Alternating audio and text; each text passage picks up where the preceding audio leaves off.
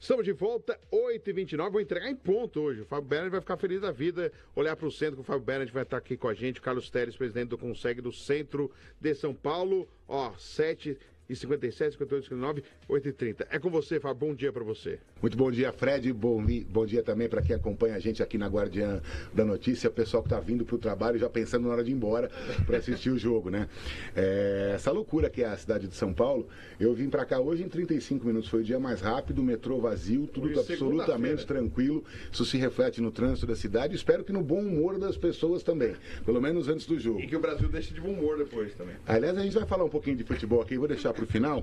Mas, pessoal, bom dia a todos. Carlos, um prazer enorme receber você aqui. O Carlos Teres é o presidente do Conseg do Centro.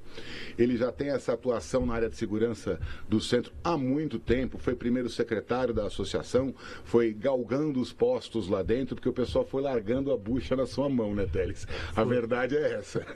Bom dia a todos. Muito obrigado pelo convite.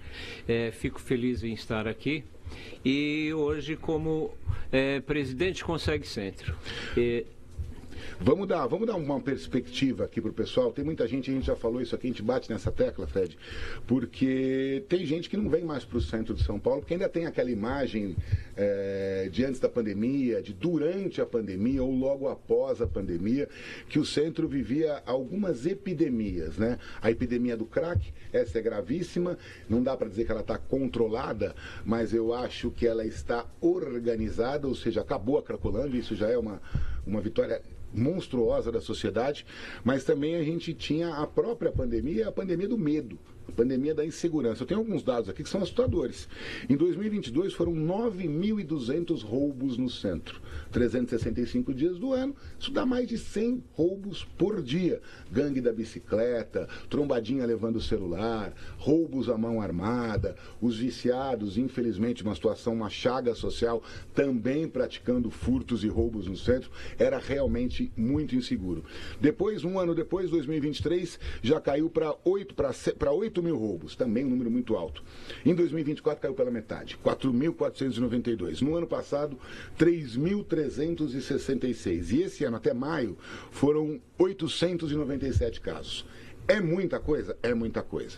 Mas se você for comparar com outras regiões da cidade e com outras cidades do Brasil, já não é algo para se alarmar tanto. Então o centro está realmente mais seguro, né? Eu já fiz algumas vezes alguns trajetos, eu gosto muito de sair a pé da Praça da Sé e ir até a Praça da República, passando pelo centro histórico, pelo chamado Triângulo Histórico, só em arquitetura e no biotipo das pessoas, essa riqueza, essa diversidade que São Paulo tem, realmente é um passeio que hoje dá para recomendar para todo mundo, né, Teles? Mudou muito a percepção de segurança, porque segurança dizem que é uma sensação, né? Sim. Mudou muito.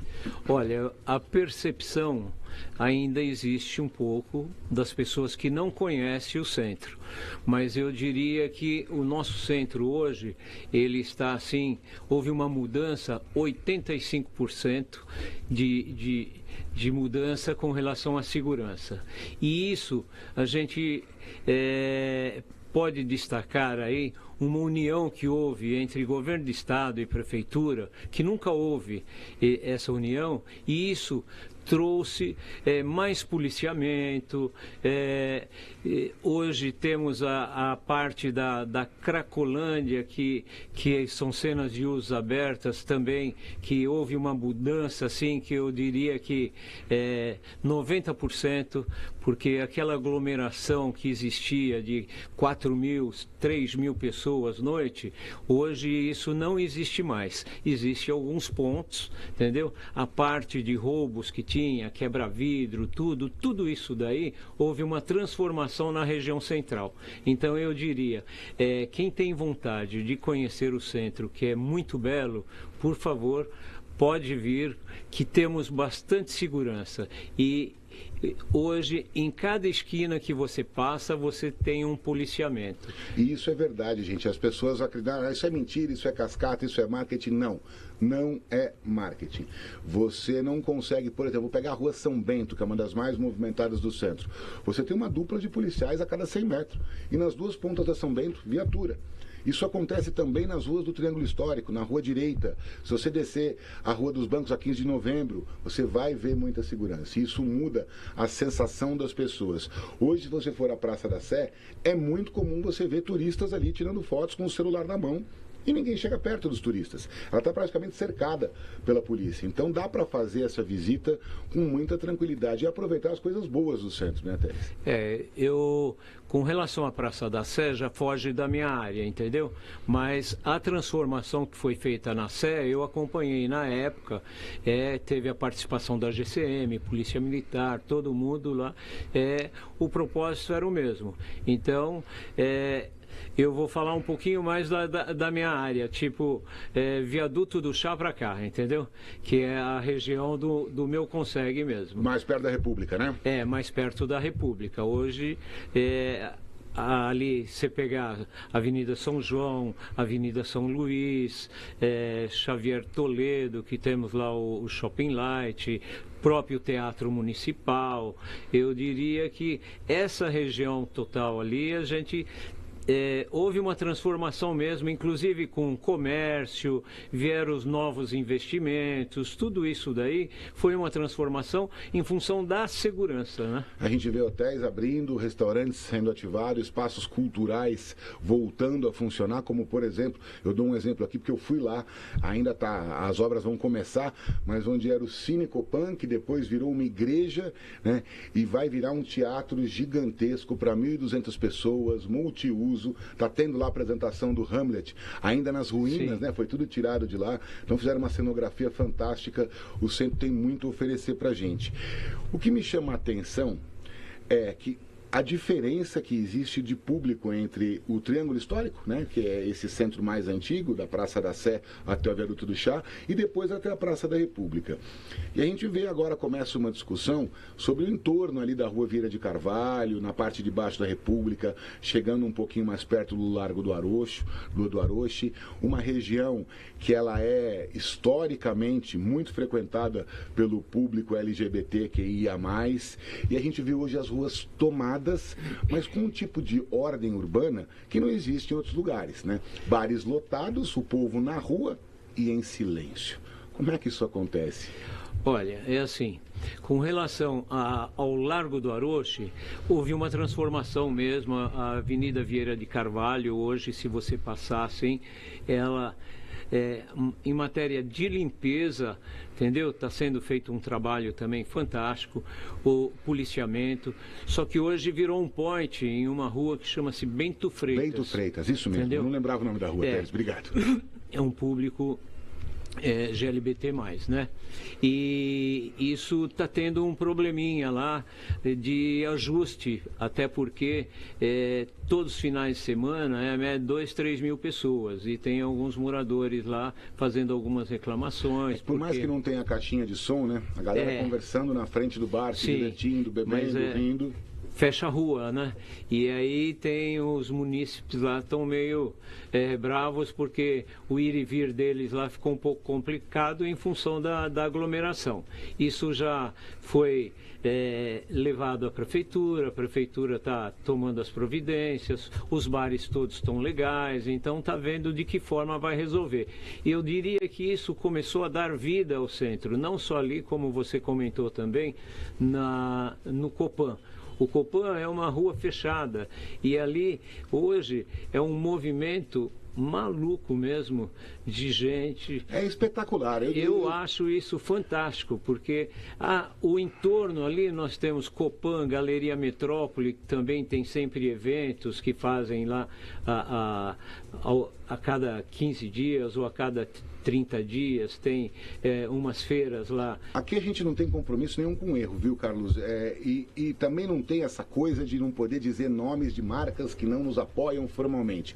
Você tinha ali na região do Copan o Bar da Dona Onça, né? Aí tinha uma padaria muito conhecida ali em cima, não me lembro o nome agora, e Santa acabou. Efigênia. A Santa Efigênia, e não tinha mais nada.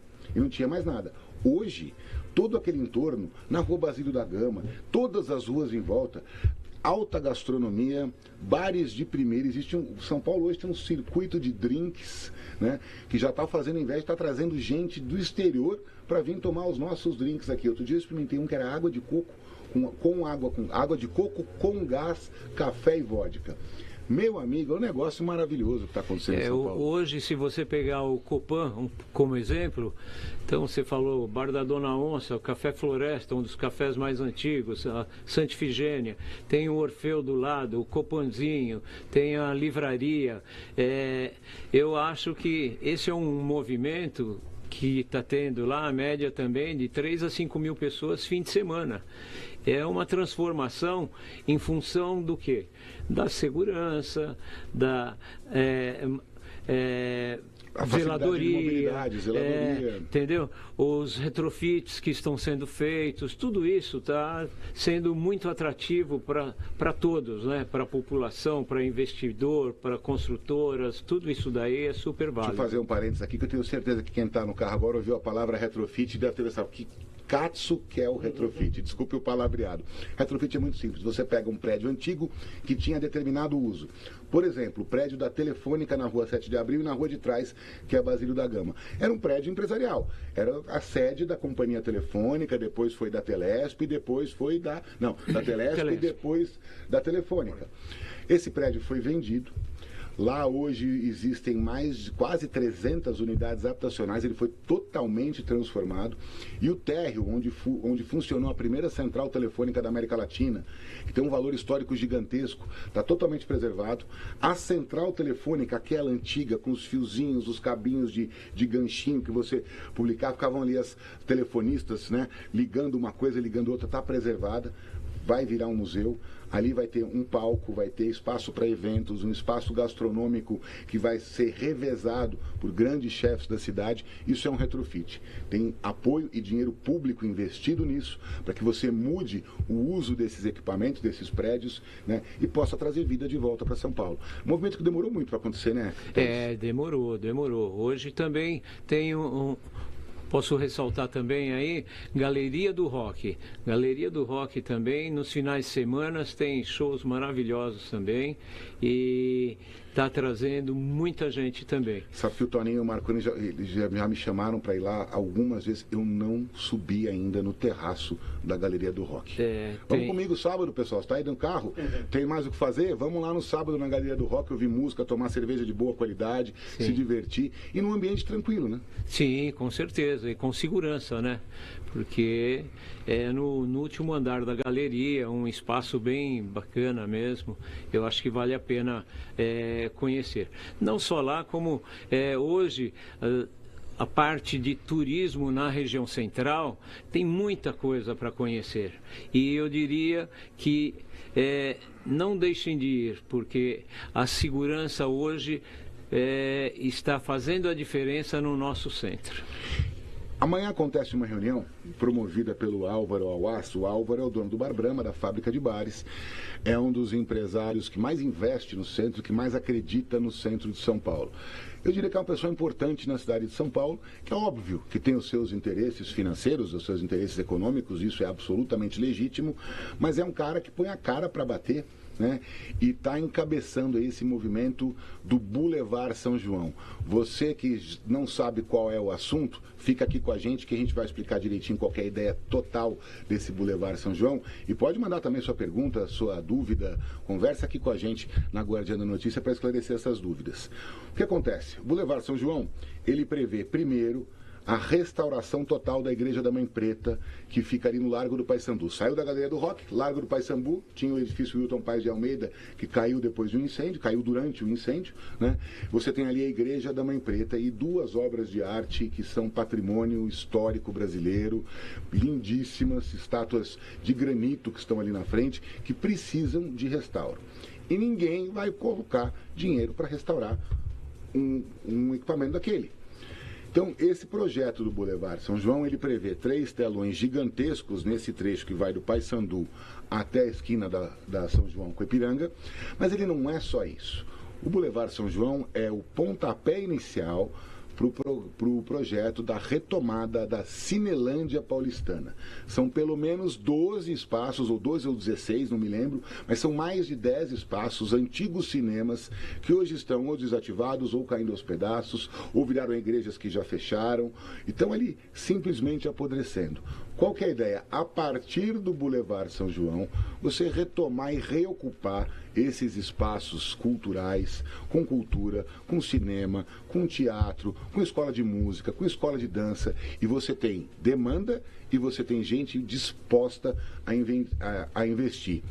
A alteração da Lei Cidade Limpa seria uma demanda até justa. Eu sou 100% a favor da Lei Cidade Limpa. Só que você está numa região ali onde não há moradias, ok? Não mora ninguém no primeiro trecho da São João, né, entre o Largo do Paissandu e a própria Avenida São Luís, né?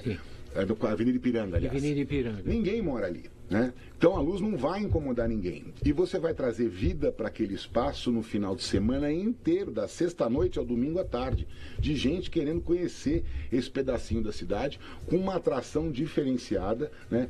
Obviamente com exploração econômica de publicidade, mas limitada a 30%, há uma lei específica para isso, e a sociedade parece que está com o pé atrás com essa iniciativa. Então, a ideia dessa reunião que o Álvaro promove na quarta-feira é juntar as pessoas e explicar exatamente o que é o Boulevard São João, qual é o objetivo final desse propósito, para que as coisas comecem a andar, para que São Paulo possa se desenvolver e, mais do que isso, se atualizar, né, Teles? Sim. A gente não vai voltar até a cidade que a gente tinha nos anos de 1950 a 1960. Não, isso é difícil.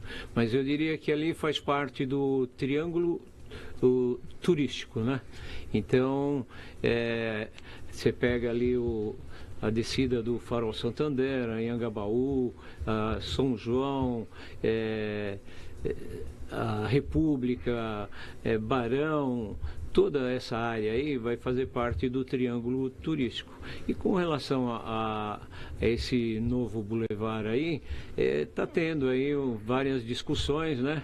Eu diria que hoje o problema da Lei Cidade Limpa, que todo mundo aí tem levado em consideração, eu acho que a gente não pode só pensar nisso daí, a gente tem que pensar o que isso vai trazer aí de população, de turismo mesmo. Eu acho que isso é importante. Então, é uma discussão aí meia, né? Tem os dois lados, né? Eu Exatamente, não. Ninguém tem 100% de razão em nada nunca, né? Exatamente. Mas eu acho que criticar sem ouvir é um erro de premissa, né? É um erro de começo de conversa. Ou seja, a conversa começa errada se você não ouvir o outro lado e está tecendo críticas. Sim, até porque se você pegar aí alguns edifícios lá da região, você corre outros riscos se você não colocar algo novo, né, para acontecer. Então, essa parte aí de edifícios antigos é meio complicado até por invasões, né? Então, desde que você tem um projeto bem bacana e vai trazer mais turismo para a nossa região, eu acho que a gente teria que apoiar mesmo. A gente já trouxe aqui o presidente da Vivo Centro, Edson Fará, a gente trouxe o Marconi aqui para conversar com a gente, que é o presidente da ProCentro, entidades que estão de lados opostos nessa discussão específica. Sim. Né? As duas são formadas por gente valorosíssima e que dedica muito do seu tempo para a recuperação e para a manutenção da qualidade de vida no centro de São Paulo. Mas a Vivo Centro promove hoje um evento, eu não vou no evento, né? Até por conta de uma questão de horário, 6h30 da tarde, depois do Jogo do Brasil, para discutir o programa de ruas abertas da Prefeitura, que é sensacional, tem problemas, é óbvio que tem problemas, está aí a Paulista, né? Sim. A Paulista é um problema para quem mora na Paulista, tem muita gente morando na Paulista, e o cara acorda final de semana às 10 da manhã, alguém com uma caixa de som de 2.000 watts, fazendo um karaokê cobrado na frente do prédio do cara que não consegue dormir domingo às 10 da manhã. É complicadíssimo. E antes que fosse só uma caixa de som, né? Exatamente. A prefeitura está de olho nisso, isso vai ser solucionado, só que é um conflito urbano. Porque da mesma maneira que tem o pessoal lá querendo dormir, tem muita gente que sai da sua casa ou vem de outras cidades para frequentar a Paulista no domingo e ver essa miscelânea, essa bagunça saudável, cultural. É saudável, mas atrapalha quem mora lá. Então, esse evento de hoje é para discutir ruas abertas e também o Boulevard São João. Só que aí tem uma falha de organização que, no meu ponto de vista, é grotesco. Isso também é um motivo para o qual eu não vou. Né? Só foram chamados para esse, entre aspas, debate quem é contra. Olha que coisa maluca. Vai o André Matarazzo, vai todo mundo que é contra. Vai os vereadores da oposição. Não chamaram a prefeitura. Só foram chamar a prefeitura na quinta-feira, 2 dias antes do evento, né? 1 dia útil e meio, porque tem Jogo do Brasil hoje, antes do evento. Não chamaram a prefeitura, não chamaram as entidades, não chamaram quem está à frente do programa do Boulevard São João. Ou seja, não é um debate, né? Vai ser uma reunião de pares para falar mal de algo que eles não conhecem. Então, isso não consegue, eu não consigo que isso entre na minha cabeça. Você consegue entender isso, Carlos? Então, de fato, essa reunião aí, de fato, as pessoas são a favores, praticamente, são contra, né? Então, os que são a favores aí, não vi nenhum lá para participar de uma discussão, né? Não é debate, vai ser um convescote, né? Um convescote de quem é contra o desenvolvimento de São Paulo sobre o prisma do Boulevard São João, né? E sobre o prisma das ruas abertas. Agora, sim, o problema de poluição sonora é complicado, não só na Paulista, como na região central também. Eu diria que tem que ter regras mesmo e não deveriam permitir a amplificação, entendeu? E isso daí já eliminaria aí 50% do problema. Quando não são amplificados, já diminui aí bastante o som, né? E então, nessa parte aqui da Paulista, eu penso dessa forma aí. Agora, na nossa região central também, temos bastante problemas lá com relação à poluição sonora. Tem vários bares que não tem noção, expande aí, vai até altas horas da madrugada e a gente tem bastante reclamação nesse sentido também. Essa é uma questão que, inclusive, eu já alertava há mais de um ano que iria ser o assunto do momento na cidade em algum momento, e é um deles hoje, que é a poluição sonora, né? E a gente ouve argumentos de todos os lados. A questão do Anhangabaú foi praticamente solucionada. Sim. Né? Acabou esse negócio de evento que começa às 9 da noite e vai varar a madrugada no Anhangabaú, porque quem mora na Praça da República não dorme, quem mora lá para o Triângulo Histórico não dorme, quem mora em alguns locais do Paraíso fica muito incomodado, porque você tem um corredor ali pela 23 de maio que leva o som até esses locais, também não dorme. Então não dá para ter festival de música no Anhangabaú à noite, ponto final. Você tem festival de música eletrônica no Hyde Park em Londres, no próprio Central Park em Nova York, no centro de Amsterdã. Só que eles começam às 10 da manhã e terminam às 10 da noite. É o dia inteiro de batistaca, é o dia inteiro de batistaca. Você mora no centro de uma grande cidade, você está sujeito a ficar o dia inteiro com batistaca para que a iniciativa privada possa ganhar dinheiro e as pessoas se divertirem. Só que o direito ao descanso tem que ser sagrado. E por isso o projeto de lei que muda a fiscalização do PSIL, que era para ter sido votado já há 3 semanas na Câmara, está lá, quietinho, ninguém mexeu. Vão esperar o recesso agora e vão mexer nesse projeto.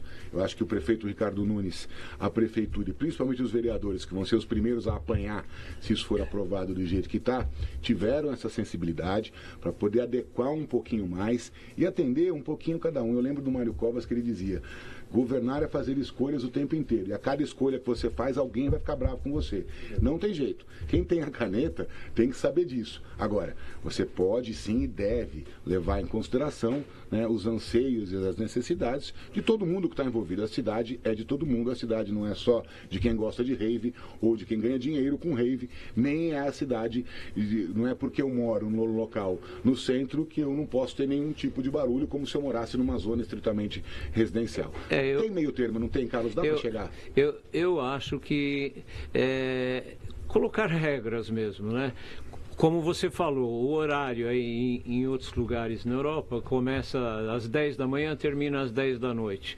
Eu acho que o centro, com os eventos que acontecem aí de músicas, de shows, ele, dentro desse horário, até umas 10, eu digo que não é todo dia que acontece. Então, uma vez por mês ou a cada 15 dias, tem uns eventos aí de finais de semana que eu acho isso que é muito importante, até para trazer a população mesmo mais para o centro ainda e mostrar que aquela insegurança que ele, de repente, ele pensa que existe ainda, que isso acabou. Hoje o centro, de fato, ele está seguro. Temos problema social? Temos problema social também, entendeu? Mas em matéria de segurança, com esses shows que tem, eu acho que tem que ter mesmo e faz parte do centro hoje de qualquer cidade grande. Eu acho que é muito importante mesmo ter aí esses eventos, pelo menos a cada uma vez por mês aí acontecer. Que sejam dentro de um regramento, né? Óbvio que qualquer evento na sua rua vai gerar incômodo. Quem mora em rua de Feira Livre, por exemplo, é um incômodo morar na rua de uma Feira Livre. É também um incômodo morar do lado do Vale do Agabaú e ter uma rave lá todo final de semana. Mas se tiver regra clara e que preserve os direitos das pessoas descansarem, que também é uma questão de saúde pública, acho que as coisas vão andar da melhor maneira possível. O que não dá é para sair falando mal de tudo, né, sem conhecer. Isso, para mim, é revoltante e mostra uma falta de... Bom, não vou chamar ninguém de burro, mas já chamei, né? Primeiro conheça, depois faça as críticas construtivas. Como eu digo, né? Temos que ter algumas regras. Eu vou dar um exemplo. A Praça da República, de repente, do nada, aparece um palco. E ali é uma região de muita moradia. Isso, essencialmente, né? Muita moradia. Então, eu acho que alguns eventos que acontecem, que eles pensam em Praça da República, eu acho que tem alguns locais mais apropriados para esses eventos. E preservar a praça ali para turismo mesmo. Até porque hoje a região central é a média de 2 milhões de pessoas dia. Então, eu acho que tem que ter um espaço próprio para isso mesmo, para os grandes eventos, eu acho importante na nossa região. E incomodar, sempre vai incomodar alguém, não tem jeito. Não tem essa dos incomodados, que se mudam que isso não é justo. Né? Isso é o egoísmo levado à 20ª potência. Mas as pessoas têm que, as coisas têm que acontecer. Temos que ter respeito, com muita discussão, com muito debate e levando em consideração a necessidade de cada um. Carlos, qual que é teu lugar predileto no centro de São Paulo? Onde você vai, respira e fala, que lugar legal. Olha, eu vou falar do centro mesmo. Eu gosto e acho o lugar mais lindo ali é aquele espaço do Teatro Municipal com aquelas palmeiras imperiais maravilhosas lá. Eu acho que esse visual aí é indescritível aí. E à noite é um espetáculo, né? Teatro Municipal, Shopping Light na frente, é realmente bonito. E o teu, Fred, onde você mais gosta do centro de São Paulo? Eu gosto muito exatamente do Teatro Municipal, acho bonito, né? Acho que é legal poder visitar o Teatro Municipal, porque ele é bonito também por dentro. Sim. Né? Quem não tem essa oportunidade, acho que vale a pena conhecer. Eu me teletransporto assim para um outro ambiente chique, refinado, aquela coisa de cinema. Às vezes a gente tá com uma roupa assim, a gente fica até sem graça de estar lá, né? Parece que tem que estar uma roupa especial, Mas né? O meu lugar não é bem no Teatro Municipal, né? Ele conhece melhor do que nós dois juntos. Sim. O lugar que eu vou falar agora. Aquele trecho da Avenida São Luís entre a Praça da República, né, e a Xavier de Toledo. Em frente à praça, ao lado da Galeria Metrópole, eu acho aquilo ali um espetáculo, aqueles prédios maravilhosos na frente, né? Inclusive o Carlos tem o privilégio de ter um apartamento ali, eu conheci na semana passada o apartamento dele no edifício Louvre, que é aquele com a fachada rosa e verde. Sim. Você entra no hall daquele prédio, você está no cinema norte-americano nos anos 50, falta só a Greta Garbo descendo aquela escadaria para te dizer bom dia. E de memória infantil, eu lembro da 7 de Abril, que meu pai trabalhava na rua 7 de Abril. Então, eu lembro que meu pai deixava o carro naqueles edifícios garagens, né? Elevador de carros, né? Sim. Adorava. Que carro que meu pai tinha? Meu pai teve Brasília e teve um Opala, mano. Brasília, Passat, o Del Rey. Chique, o Del Rey era chiquérrimo, hein? Ainda era um especial que mandava fazer. Eu trabalhei na Barão de Itapetininga, esquina com a República, tinha um personalité embaixo, eu trabalhei no primeiro andar. Eu fiquei só ali 17 anos. Iniciei toda a minha adolescência, tudo, o meu trabalho foi tudo na região central. E fazer um comentário aqui que eu fico assim bastante chateado, que o mercado financeiro no passado, nos anos 70, aí eram todos no centro velho, né? e era ali Boa Vista, 15 de novembro, tudo. Infelizmente apagaram essa memória, porque hoje os grandes bancos, estacionamentos, eu acho isso muito triste, porque foi o início de tudo ali, né? Ó, a gente está caminhando para o nosso final. Quero deixar um alerta aqui para as autoridades policiais, para a prefeitura. O que está acontecendo na rua Dom José de Barros, entre a 7 de abril e a Barão de Itapetininga. Todo santo dia. É uma rua que foi tomada por bares, restaurantes, etc., de cunho um pouco mais popular. E da 4 às 5 horas da tarde começa. Tudo bem que não tem moradias ali perto, sim, né? Mas tem algumas também. Tem moradia, tem algumas também. Tem. 4 às 5 horas da tarde, o som no último volume. A cada bar são pelo menos 3 ou 4, um do lado do outro. Então um bar ouve um funk, outro bar ouve outro bar ouve outro. Caixas de som de 1 metro de altura. Barulho infernal, ninguém consegue andar. Consumo de droga a céu aberto, né? O pessoal, isso já foi romântico, né? Mas quando você tem ali 30, 40, 50 pessoas fumando maconha ao mesmo tempo, o cheiro incomoda as pessoas que querem trabalhar. Eu cheguei a escrever uma coluna sobre isso, porque no Aberto de Nova York, no último US Open, um tenista norueguês reclamou do cheiro de maconha nas quadras do complexo esportivo de Flushing Meadows. Se anda em Manhattan hoje, o cheiro de maconha é o tempo inteiro. Assim como é na Paulista, na Faria Lima. Mas, gente, ali é um trechinho muito pequeno. E acho que alguma coisa tem que ser feita, né? A prefeitura, ela tem feito ali algumas inspeções lá e verificando TPU, número de mesas, isso, e eles têm batido lá, assim, semanalmente. E existe, como você falou lá da Metaforma, que vai entregar os apartamentos, que é bem na esquina da 7 de abril, com isso daí preocupa também já.